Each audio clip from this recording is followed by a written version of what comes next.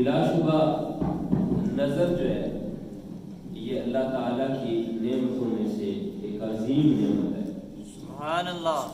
اور کسی بھی نعمت کا اندازہ کرنے کے لیے انسان اس شخص سے رجوع کرے جس کے پاس وہ نعمت نہ ہو.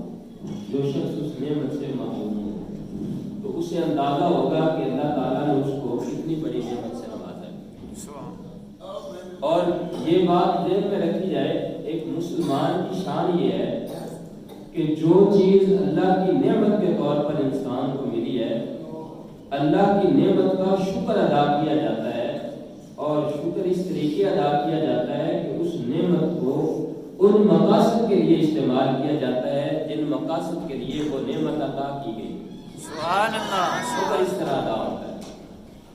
اگر اللہ تعالیٰ کی ایک نعمت بندے کو ایک مقصد کے لیے ملی ہے اور وہ شخص اس کو اللہ کے دیے ہوئے احکامات کے مخالف استعمال کرتا ہے اور شیطان کی پیروی کرتا ہے، تو وہ شخص اللہ کی نعمت کی شکر گزاری نہیں بلکہ اللہ کی اس نعمت کی ناشکری کرتا ہے. اور یہ آسانی کے ساتھ ایک مسلمان بات سمجھتا ہے کہ جس نعمت کی بے قدری کی جاتی ہے، جس نعمت کی ناشکری کی جاتی ہے، وہ نعمت بے برکتی ہو جاتی ہے اور وہ نعمت بندے کے پاس نہیں رہتی، اس میں کمزوری آ جاتی ہے. اور کوئی شخص، اللہ تعالیٰ ارشاد فرماتا ہے لَئِن شَكَرْتُمْ لَأَزِيدَنَّكُمْ، اگر تم شکر ادا کرو گے تو ہم نعمتیں اور بڑھا دیں.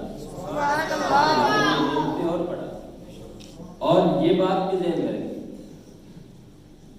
یہ عمومی کہنا ہے کہ جو نعمت جس کام کے لیے ملی ہے اگر اسی کام کے لیے استعمال کی جائے تو اس کے اندر بڑھوتری آتی ہے، اضافہ ہوتا ہے، برکت آتی ہے. ممکن ہے بعض دفعہ ایسا ہو، شاذ و نادر ایسا بھی ہوتا ہے، ایک شخص ایک چیز کا استعمال صحیح کرتا ہے، اس کے مطابق کرتا ہے، اللہ اور اللہ کے رسول کے احکامات کے مطابق کرتا ہے، اور پھر وہ سمجھتا ہے کہ کمزوری ہوگی. مثلا ہم اسی بات سے ایک مثال لیتے ہیں کہ نظر کا استعمال سب سے بہتر یہ ہے کہ بندہ اللہ کے پاک کلام کی زیارت کرے. سبحان اللہ. اس کے ذریعے قرآن پاک کی زیارت کرے اور اس کی تلاوت کرے. بعض حفاظ کرام ایسے ہوتے ہیں، کسی شخص کے ذہن میں یہ سوال آ سکتا ہے کہ جناب بعض حفاظ کرام ایسے ہوتے ہیں کہ جلد ہی ان کی نظر کمزور ہو جاتی ہے تو حافظ قرآن اور نظر کا استعمال تو صحیح ہوا، اس سے بہتر اور کیا ہو سکتا ہے؟ نظر کا استعمال تو صحیح ہوا، تو پھر نظر کمزور کیسے ہوگی؟ اس کے لیے یہ بات ذہن میں رکھیں. ایک تو یہ ہوتا ہے، یہ ممکن ہے انسان جو ہوا ممکن ہے کہ اس سے کوئی بد پرہیزی ہوئی ہو، پرہیزگاری اس کے اندر نہ آئی ہو. قرآن پاک کی تلاوت تو کرتا ہے لیکن پوری محبت کے ساتھ نہ کرتا ہو. ممکن ہے قرآن پاک کی تلاوت تو کرتا ہے لیکن قرآن پاک کے حقوق پورے نہ کرتا ہو. ایسے معاملات ہو سکتے ہیں. اگر ہم اچھا گمان رکھیں کہ نہیں جی ایسا نہیں، اچھا گمان رکھیں، حافظ قرآن ہے، ہمارا یہ ایمان بھی ہوتا ہے، عقیدہ بھی یہی ہے، نظریہ ہمارا یہ ہوتا ہے کہ حفاظ کرام ہم میں سے عظیم ہیں، اللہ کے دوست ہیں. حضور فرماتے ہیں حفاظ کرام اللہ کے دوست ہیں. تو جب حفاظ کرام اللہ کے دوست ہیں تو ہم اچھا گمان رکھتے ہیں کہ یقیناً وہ اللہ اور اللہ کے رسول کی رضا کے لیے کام کرتے ہیں. تو پھر ہم یہ کہیں گے اپنے ایمانی تقاضا کے مطابق ہم اس کا یہ جواب سوچیں گے اور یہ عرض کریں گے کہ یقیناً پھر یہ اللہ رب العزت کی طرف سے ان کے لیے آزمائش ہے. اور اس کے مقابلے میں اللہ تعالیٰ اپنے اس بندے کو اور بڑی نعمت عطا فرماتا ہے. اور یہ کوئی کم نعمت ہے کہ نظر تو کمزور ہوئی، اللہ نے اس کے دل کو روشن کر دی. سبحان اللہ. سبحان اللہ. اللہ نے قرآن کے نور سے اس کے دل کو روشن کر دیا. سبحان اللہ. اللہ نے قرآن کے نور سے اس کے دماغ کو روشن کر دیا. سبحان اللہ. تو نعمت اس سے کم تو نہ ہوئی. بلکہ اگر اللہ تعالیٰ نے اس پر تھوڑی مشکل ڈالی تو اللہ نے اس کا اجر اسے دنیا میں بہت زیادہ عطا فرما دیا. سبحان اللہ. آخرت میں بھی اللہ تعالیٰ بے بہا عطا فرمائے. سبحان ہر آیت مبارکہ کے بدلے میں اللہ تعالیٰ جنت کا ایک درجہ نصیب فرمائے. سبحان اللہ.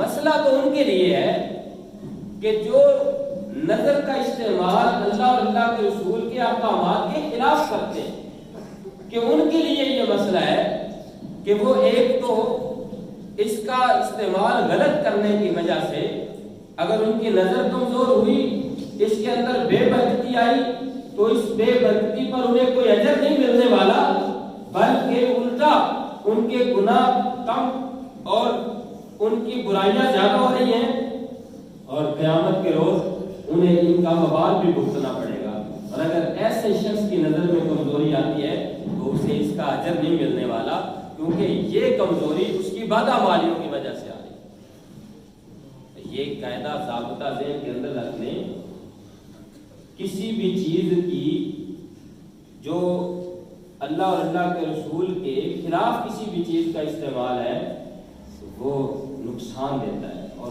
ضرور نقصان دیتا ہے. اس نعمت میں بے برکتی ہر صورت ہوتی ہے.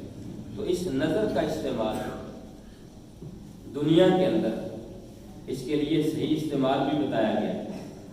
ترمذی شریف میں حدیث پاک ہے، پیارے آقا صلی اللہ علیہ وآلہ وسلم ارشاد فرماتے ہیں کہ اس شخص کے لیے بڑا انعام ہے جو محبت کی نظر سے والدین کی زیارت کرے. سبحان اللہ. والدین کو دیکھے محبت کی نگاہ سے. کیا انعام ہے اس کے لیے؟ بڑا مشہور پیارے آقا صلی اللہ علیہ وآلہ وسلم کا یہ جملہ مبارک ہے، بڑا مشہور ہے. کیا اجر ہے اس کے لیے؟ فرمایا ایک مقبول حج کا ثواب. سبحان اللہ.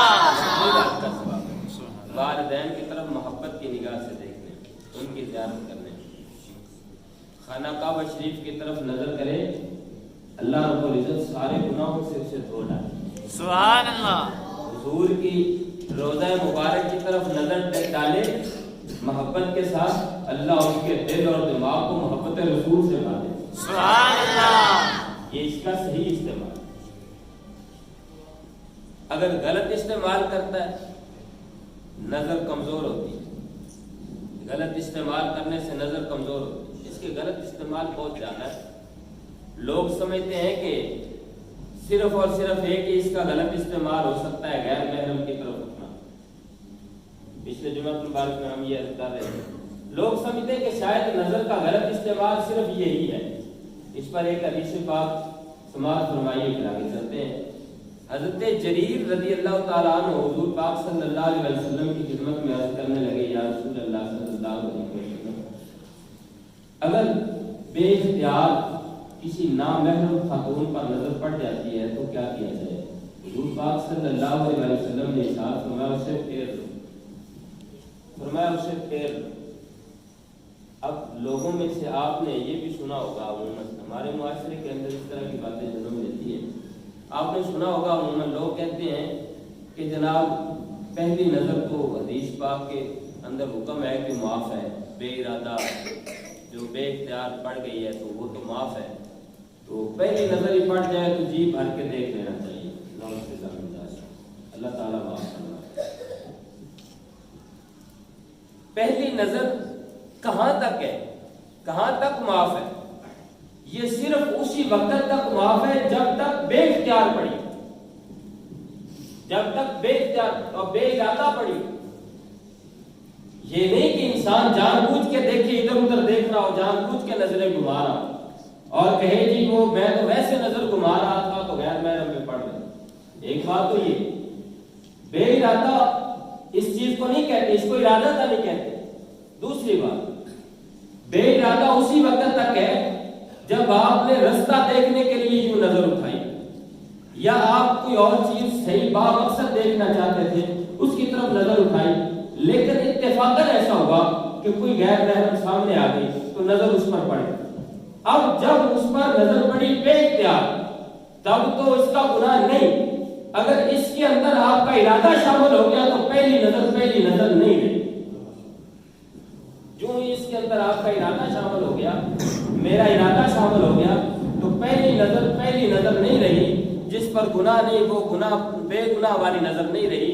جب ارادہ شامل ہو گیا تو وہ با ارادہ ہو گیا، با اختیار ہو گیا، اور وہ پہلی نظر پہلی نہیں رہی بلکہ اب جو نظر پڑ رہی ہے اس کا گناہ ہمارے کھاتے میں درج ہو رہا ہے. انسان اس کو استعمال رستے میں جاتے ہوئے صرف اس لیے کر سکتا ہے، جیسے مثلا روڈ کراس کرنا ہے، سڑک کے اوپر سے گزرنا ہے، انسان کو ادھر ادھر دیکھنا مجبوری ہے، دیکھے گا اس طریقے نہیں کہ وہ ایسے نابینا ہو کے چلے کہ اس کے لیے مشکلات، اس کے لیے رستے میں اٹکنے آئیں اور اس سے چلا نہ جائے سیدھا. اس لیے نہیں، کیونکہ رستے میں کوئی اونچ نیچ، کوئی اس طریقے کے معاملات ہو سکتے ہیں، کوئی چیز تکلیف دہ ہو سکتی ہے، ان کو دیکھنا ضروری ہے. حادثات سے بچنے کے لیے دیکھنا ضروری ہے. جہاں تک ضرورت ہے بالکل ضروری ہے، لیکن جہاں ضرورت نہیں وہاں پھر بے ارادہ نہیں، وہاں پھر با اختیار اور با ارادہ.